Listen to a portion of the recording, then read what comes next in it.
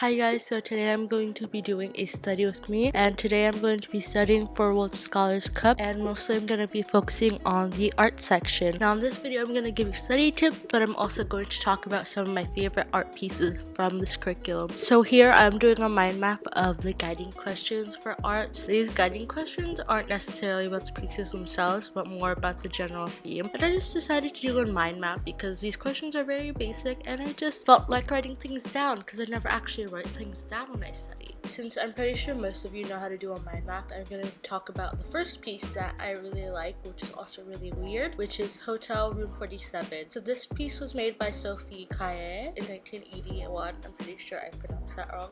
So she took these photos while working as a chambermaid in Venice, and the actual story behind this piece is very disturbing. So in 1979, she returned to Paris after traveling abroad for 7 years, and after these 7 years of being out of her hometown, she felt like a stranger in her own home, and basically she had an existential crisis. To cope with her existential crisis, she would follow strangers around and take photos of them and write diaries about them.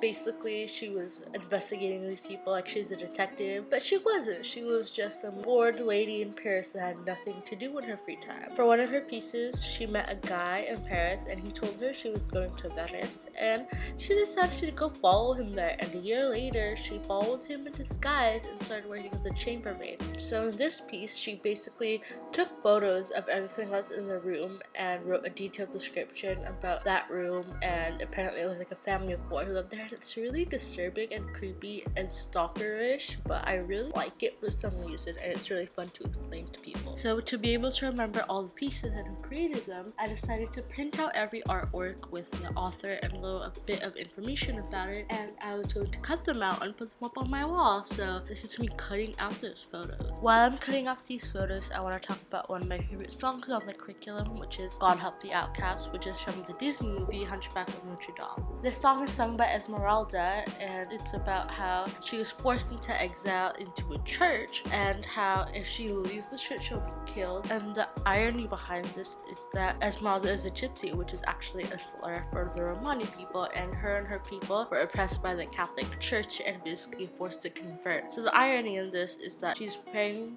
to God in a church, and the church is the very thing that oppressed her. And in the song, she talks about how she's an outcast and she's praying to God to help her and her people survive, and it's just a really sad song. The thing about these musical songs is if you just listen to the lyrics, they're very self-explanatory, but I just really love this song and the message behind it, and the very last note at the end just gets me every time.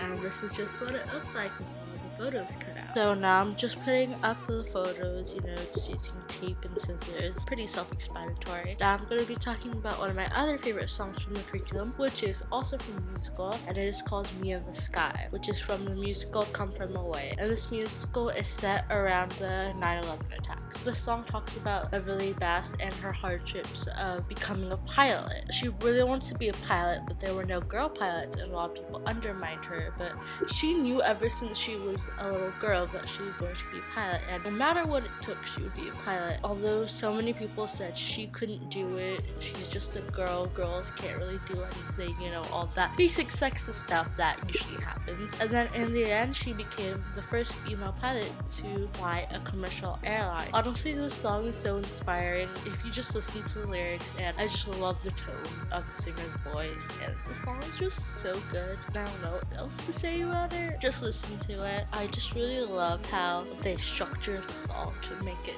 tell a story, and how they use the word suddenly to just have a time jump. I don't know why I love that so much. While we are here, I also want to talk about my favorite art piece, which is Between the Margins, and it was made by Toyin Odutola, which I'm pretty sure I pronounced wrong. It was made in 2017. This was part of her first solo exhibition titled To Wander Determined. Odutola was very known for her style of art being of drawing black people with black ballpoint ink, which is very beautiful, but this is one of the first times she stepped out of that kind of art style and used charcoal and pastel on paper. So this piece and her entire exhibit is set in a world where slavery and colonialism didn't exist and black people weren't held back. The entire exhibition is just this what if black people were able to thrive, black people weren't oppressed, and I just really love the message of the piece, and the piece itself is so beautiful. the textures of skin on the grass. In fact, I read that Odutula was inspired by the texture of African textile in a lot of her pieces. So maybe that's the inspiration for the textures here. It just looks so ethereal, and I just want to lay down in that field with them.